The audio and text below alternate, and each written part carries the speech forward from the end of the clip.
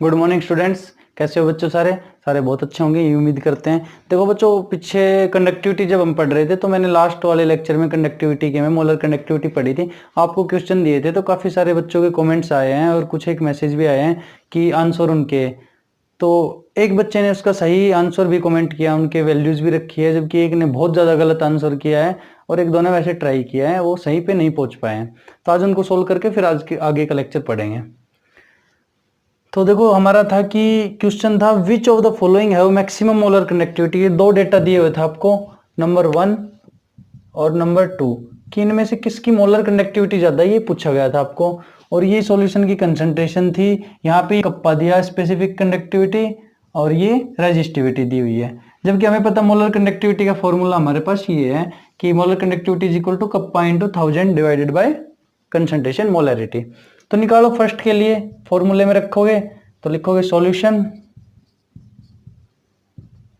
कैसे करोगे? Molar conductivity, क्योंकि because molar conductivity is equal to kappa into 1000 divided by molarity. Kappa कितना है?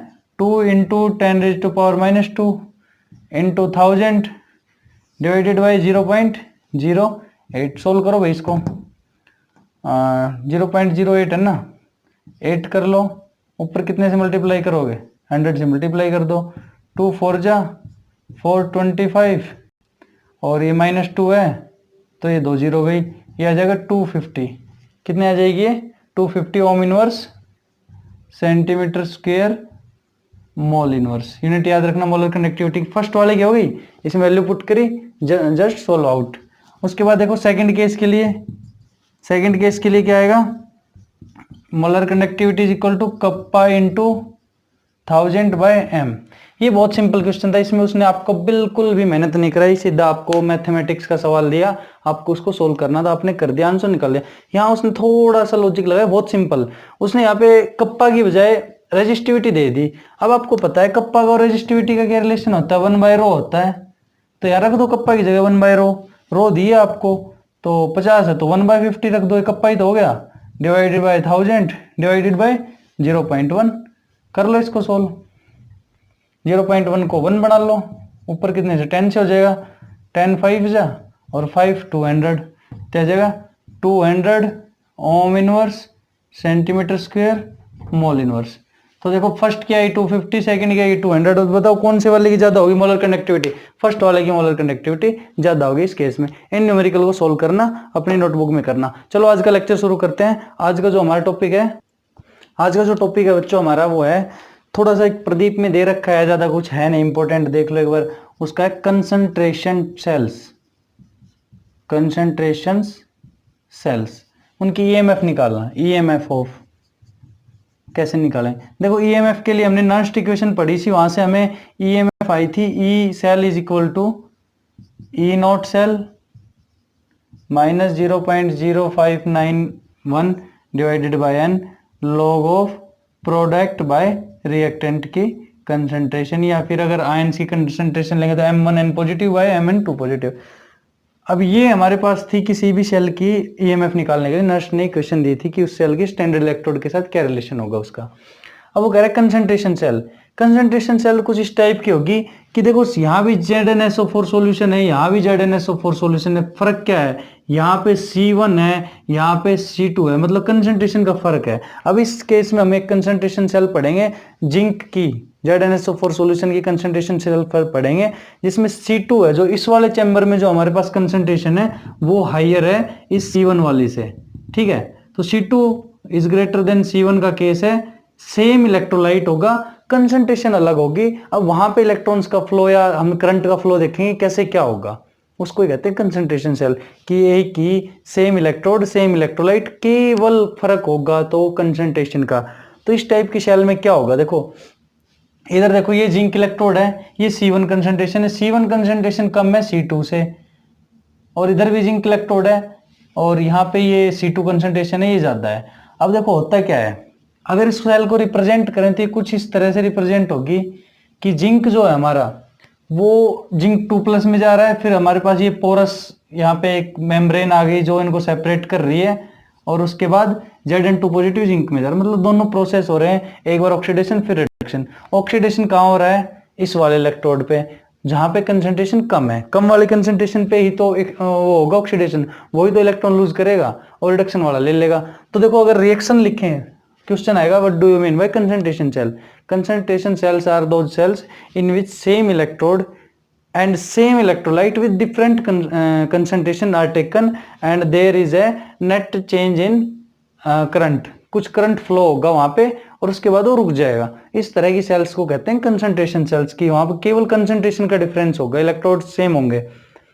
उसमें ईएमएफ जो निकालते हैं वहां पे प्रोसेस वही सारा रहेगा, ऑक्सीडेशन होगा कहाँ पे? एनोड पे, रिडक्शन होगा कैथोड पे। आप ऑक्सीडेशन हाफ रिएक्शन लिखोगे तो ऑक्सीडेशन एनोड पे क्या होगा? ऑक्सीडेशन। ऑक्सीडेशन को कैसे शो करोगे? जिंक इलेक्ट्रोड है, क्या करेगा? जिंक 2+ बनाएगा 2 इलेक्ट्रॉन देख के। कैथोड पे क्या होगा? रिडक्शन। रिडक्शन मतलब उधर क्या है? उधर भी Zn2 पॉजिटिव है, 2 इलेक्ट्रॉन लेके क्या बनाएगा? Zn बनाएगा। अगर यहाँ पे नेट रिएक्शन अगर आप लिखना चाहोगे, नेट रिएक्शन लिखना चाहोगे, यहाँ पे कंसंट्रेशन और लिख लो, ये C1 कंसंट्रेशन है, ये C2 कंसंट्रेशन है, Zn से Zn चला गया, यहाँ पे हुआ क्या? Zn2 पॉजिटिव ने Zn क्या बनाया? Zn2 पॉजिटिव ने बनाया हमारे पास नेट Zn2 पॉजिटिव। हुआ क्या? ये C2 कंसंट्रेशन है और ये C1 कंसंट्रेशन है। देखो क्या कुछ चेंज हुआ इलेक्ट्रॉन्स का? कुछ नहीं, केवल इलेक्ट्रोलाइट की कंसंट्रेशन बदली है। वो यहाँ पे पहले C2 थी, अब वहां पे C1 हो गई, केवल इलेक्ट्रोलाइट का कंसंट्रेशन बदला है। इसलिए इस तरह की सेल्स को कंसंट्रेशन सेल्स कहा जाता है। ये सेटअप है, दोनों इलेक्ट्रोड जिंक के होंगे, इलेक्ट्रॉन्स मूव करेगा, ऑक्सीडेशन किधर हो रहा है? इधर हो रहा है, लेस कंसंट्रेशन की तरफ, तो इलेक्ट्रॉन इधर जाएंगे, करंट की डायरेक्शन ये होगी। अगर ऑक्सीडेशन इधर हो रहा है एनोड पे तो हम लिखेंगे कैसे? जिंक ने Zn2 पॉजिटिव बनाया 2 इलेक्ट्रोड देख के। रिडक्शन उधर हो रहा है तो क्या करेंगे? Zn2 पॉजिटिव ने 2 इलेक्ट्रॉन लेके जिंक बनाया। ओवरऑल रिएक्शन लिखेंगे, ओवरऑल तो लिख दो, काट दो इनको, जिंक से जिंक गया, 2 इलेक्ट्रॉन से 2 इलेक्ट्रॉन गए, Zn2 पॉजिटिव C2 से Zn2 पॉजिटिव C1 बना। मतलब कोई नेट इलेक्ट्रॉन का चेंज नहीं, केवल चेंज आया तो कंसंट्रेशन का चेंज आया कि इस इलेक्ट्रोलाइट की कंसंट्रेशन इसकी इलेक्ट्रोलाइट की कंसंट्रेशन में चेंज हो रहा है। अब एक टाइम ऐसा आएगा कि वो फ्लो लगातार करता रहेगा और C1 कंसंट्रेशन C2 के बराबर आ जाएगी। जो इलेक्ट्रोलाइट जा रहा था इधर से, जो चेंज था इनका कंसंट्रेशन का, वो एक टाइम पे आके सेम हो जाएगा। जब सेम कंसंट्रेशन हो जाएगी दोनों तरफ तो किसकी टेंडेंसी? ना इसकी जाने की टेंडेंसी होगी ना इसकी लेने की टेंडेंसी होगी, रिएक्शन स्टॉप, सेल खत्म। यहाँ वोल्ट मीटर में उसके बाद कोई करंट नहीं दिखाई देगा। तो जब तक C1 = C2 नहीं हो जाती तब तक तो ये सेल रहेगी, उसके बाद ये सेल यूजफुल नहीं रहेगी, उसके बाद इसमें सेल में कोई भी इलेक्ट्रॉन का फ्लो नहीं होगा, इसलिए कोई भी करंट का भी फ्लो नहीं होगा। तो इस तरह की सेल्स को हम कह देते हैं कंसंट्रेशन सेल्स। अब लगाओ इसके ऊपर, क्या लगाओगे? नस्ट इक्वेशन लगाओ भाई। नस्ट इक्वेशन ने क्या कहा था? ई सेल = हाँ, कंसंट्रेशन सेल्स के लिए ये जो वैल्यू होती है E0 सेल, ये 0 होती है भाई। For concentration cell E standard cell की वैल्यू 0 होती है, स्टैंडर्ड होता है इलेक्ट्रोड, वो 0 हो जाता है। तो देखो ई सेल क्या आएगी कंसंट्रेशन सेल के लिए? ई सेल की वैल्यू ये इंपॉर्टेंट है। अब ये तो 0 हो गया फैक्टर, तो 0.0591/n log ऑफ क्या आएगा? Product by reactant, log of C1/C2, यही तो आया, log ऑफ C1/C2। अब देखो ये माइनस है, इसको हमने हटाना है, तो इसको क्या कर सकते हैं? इसको उल्टा कर दो, ई सेल = 0.0591/n और क्या कर दोगे? log ऑफ C2/C1 कर दो, माइनस घट गया, रिएक्टेंट बाय प्रोडक्ट कर दो। तो ये क्या होगी? किसी भी कंसंट्रेशन सेल की अगर ईएमएफ निकालने आए तो ये फॉर्मूला लगाना है सीधा C2/C1। अगर कंफ्यूज नहीं होना चाहते, अगर यही रखना चाहते हो कि हमारे पास प्रोडक्ट बाय रिएक्टेंट हो तो माइनस आगे रखना पड़ेगा, केवल कंसंट्रेशन रखो, आपके पास आंसर आ जाएगा। ई स्टैंडर्ड कंसंट्रेशन सेल के लिए लेंगे हम 0। एक न्यूमेरिकल लिखो, calculate the EMF of the following, calculate the EMF of the following. देखो ईएमएफ निकालनी है आपको, फॉलोइंग आपको दिया हुआ है। अब आपको वहां पहचानना है कि किस टाइप की सेल है और आपको कौन सा फॉर्मूला लगाना है। सेल दी हुई है आपको ZnZnSO4 और कंसंट्रेशन दी हुई है 0.05 मोलर, 0.05 मोलर, और ये हो गया हमारी पोरस सॉल्ट ब्रिज। ZnSO4 इसकी कंसंट्रेशन दी हुई है आपको 0.5 मोलर, 0.5 मोलर, और ये जा रहा है Zn में। बताओ ये किस तरह की सेल है? पहली बात आपको सेल आइडेंटिफाई करनी है भाई। यहाँ भी जिंक है, और यहाँ भी जिंक सल्फेट का सॉल्यूशन है, यहाँ जिंक सल्फेट का सॉल्यूशन, यहाँ भी जिंक है। इसको अगर आयनिक फॉर्म में लिखो तो आप ऐसे लिख सकते हो, Zn गया Zn2 पॉजिटिव में, SO4 घटा दो, और यहाँ पे Zn2 पॉजिटिव गया Zn में। कंसेंट्रेशन है 0.05 मोलर और यहाँ है 0.5 मोलर। फॉर्मूला अभी आपने किया था, ई शेल निकालनी है 0.0591 डिवाइडेड बाय n। कितने इलेक्ट्रॉन का चेंज आ रहा है, कितने इलेक्ट्रॉन का चेंज आ रहा है, 2 इलेक्ट्रॉन का ही तो चेंज आ रहा है, Zn2 पॉजिटिव बन रहा है। और log ऑफ C1/C2 लिखोगे, C2/C1 लिखोगे, बताओ अगर प्लस में लिख रहे हो तो C2/C1 लिख लो, ये C2 है मान लो, तो 0.5/0.05 हो जाएगा, 0.5/0.05। इसको जो सोल्व करोगे तो आपका आंसर आएगा 0.02955 वोल्ट। देखता हूँ एक बार आपको दिखाई दे रहा है या नहीं दे रहा। हाँ, तो इस तरह के क्वेश्चन को आप अपने एक बार घर पे प्रैक्टिस करना, वहां पे कंसंट्रेशन दी हुई होगी। ये यूनिट भाई बहुत ज्यादा मस्त यूनिट है, अगर आप उसको समझ लोगे तो सारी चीजें जुड़ी हुई हैं आपस में। Nernst equation. अब एक गिब्स फ्री एनर्जी का टॉपिक हमारा और रहेगा। उम्मीद करता हूँ सेल्स के बारे में आपने पढ़ लिया होगा, वहां पे ज्यादा कुछ है नहीं। मैं लास्ट में अगर मन किया तो एक लेक्चर आपको सेल के भी बारे में बता दूंगा, primary, secondary, fuel cell, hydrogen cell, जो भी हमारी है कुछ। एक गैल्वेनिक सेल हमने पढ़ ली, इलेक्ट्रोकेमिकल, इलेक्ट्रोलाइटिक सब हमने पढ़ लिया है। अब ये हमारे कंसंट्रेशन सेल हुई थी, ये भी आज हमारी हो गई, इसका न्यूमेरिकल भी हो गया है। देखते हैं लेक्चर कितना हो गया। हाँ, तो चलो एक छोटा सा और टॉपिक है वो और करते हैं अभी।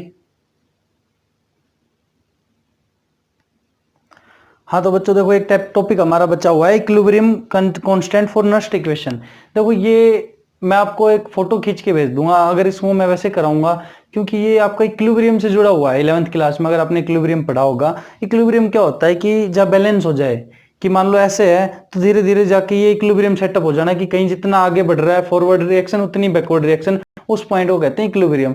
तो इसकी मैं एक फोटो क्लिक करके आपको भेजूंगा, वो आपको पढ़नी है। इससे क्वेश्चन बहुत कम आते नहीं आते, लेकिन ये दिया हुआ प्रदीप में, एनसीईआरटी में इसका ज्यादा जिक्र है भी नहीं, तो आप एक पढ़ लेना। मैं कराने लगूंगा तो इसका पूरा लेक्चर चला जाए, क्योंकि आपको इक्विलिब्रियम के बारे में मुझे पूरा बताना पड़ेगा।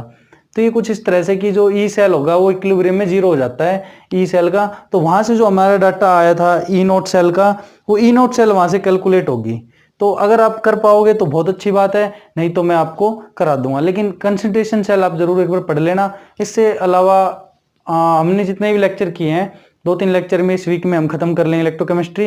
एक यूनिट, फर्स्ट यूनिट मतलब जो हमारी है सॉल्यूशन जो हमने पढ़ी है, उसके अब हम शुरू करेंगे, या फिर केमिकल काइनेटिक्स शुरू करेंगे। उससे पहले मैं आपको पूरी इलेक्ट्रोकेमिस्ट्री का रिकैप का एक वीडियो दूंगा, वो आपको सभी को जरूर देखना है। क्वेश्चन भी साथ साथ करेंगे। लेकिन आप 12th क्लास वाले, आप लोगों को मेरी बहुत ही ज्यादा रिक्वेस्ट है, हार्ड रिक्वेस्ट है कि आप पढ़ने लग जाओ, क्योंकि बोर्ड अगर पेपर लेने लग गया, सब कुछ सही रहा, तो आपके पेपर का कोई चेंजमेंट नहीं होगा। 1-2 यूनिट कम कर रहे हैं सिलेबस में, सुना है रिड्यूस कर रहे हैं, लेकिन आप पे जो प्रेशर आने वाला है, जैसे ही मान लो जुलाई में स्कूल खुलेंगे, आप अब नहीं पढ़ोगे तो हमें स्कूल में तो कराना ही है, सीधी सी बात है। लेकिन आप अगर आप पढ़ लोगे तो वहां ज्यादा दिक्कत नहीं आएगी। नहीं तो वहां भगाएंगे सभी टीचर्स, सभी पढ़ाएंगे आपको भगा भगा के, टीचर सिलेबस पूरा कराएंगे, आपका हो चाहे ना हो, डजेंट मैटर। अभी आप अपना इतना बेस तैयार कर लो, 3-4-5 यूनिट अच्छी अच्छी, ताकि बाद में अगर भगाएं सिलेबस भी तो उनको आप टाइम दे सको। तो आप लोग इस टाइम को यूटिलाइज करो, पढ़ो, क्योंकि बाद में बहुत सारी चीजें आपके टर्म्स पेपर, मिड सेम वो आएगा, आपको जो प्री बोर्ड होगा, प्रैक्टिकल की तैयारी करनी, नोटबुक बनानी प्रैक्टिकल, और भी दुनिया भर के काम होंगे। तो उन सब चीजों में आपका पूरे, मेरे ख्याल में आपको 100 दिन भी नहीं मिलेंगे पूरे आपको, अगर ये ठीक रहा जुलाई में स्कूल लग गए तो अभी इस टाइम को सीरियसली लो आप। चलो मिलते हैं बच्चों अगली वीडियो में। नेक्स्ट इक्वेशन के बारे में आपको मैं ये फोटो खींच के क्लिक करके भेज दूंगा, आप पढ़ लेना। उसके बाद अगर आपके डाउट हुआ तो फिर से करेंगे इक्विलिब्रियम वाले का। तो वीडियो देखने के लिए धन्यवाद। आप लोगों ने अगर सब्सक्राइब नहीं किया तो please do subscribe and share the channel. अगर आपको अच्छा लग रहा है, हम बहुत ही अच्छे सिस्टमेटिक तरीके से आगे की यूनिट्स बहुत और भी ज्यादा अच्छे से करेंगे। देखो शुरुआत थी, लिमिटेड रिसोर्सेज थे, उससे हमने चैनल शुरू किया है। उम्मीद करते हैं इसको ग्रो कराएंगे, बहुत ज्यादा बच्चों को इससे फायदा हो, ऐसा हम उम्मीद करते हैं। ट्यूशन की जो चल रहा है काला बाजारी, जो लुटाई चल रही है, उसको खत्म करेंगे। आपके हर तरह के डाउट की प्रॉब्लम यहाँ पे सोल्व की जाएगी। तो इम्प्रूवमेंट हम करेंगे, आप सजेशन दो कि सर क्या करना है, ऐसे करना है, सब बताओ। सभी के सजेशंस इनवाइटेड है, और अगली जब भी हमारा यूनिट शुरू होगी उसमें आपको कुछ ना कुछ इम्प्रूवमेंट जरूर मिलेगी। चलो थैंक यू।